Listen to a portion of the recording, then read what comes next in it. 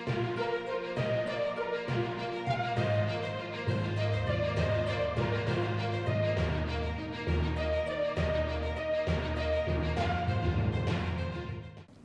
मैं हूं प्रियांशा और आप देख रहे हैं देश और दुनिया के बाजार पर News+21 का एक्सक्लूसिव बुलेटिन बाजार हलचल। JP मॉर्गन के मुताबिक तेल कंपनियों को पेट्रोल डीजल बिक्री पर अच्छा खासा नुकसान हो रहा है और कंपनियों को प्रॉफिट पाने के लिए खुदरा कीमतों में 9 रुपए प्रति लीटर की बढ़ोतरी करने की जरूरत है। LIC के इनिशियल पब्लिक ऑफरिंग IPO को अगले वित्त वर्ष तक टाल सकती है।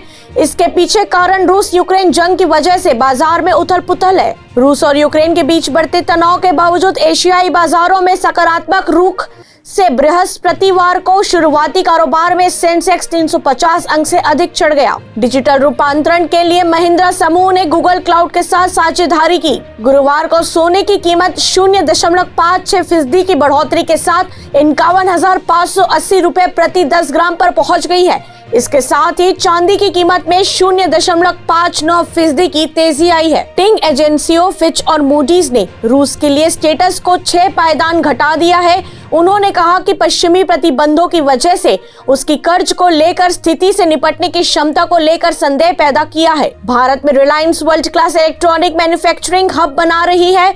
इसमें 1670 करोड़ रुपए का निवेश करेगी रिलायंस। इस कंपनी में 5G data centre, cloud, IT पर रहेगा फोकस। रूस और यूक्रेन के बीच चल रहे घमासान युद्ध के चलते कच्चे तेल की कीमतों में रिकॉर्ड उछाल आ गया है।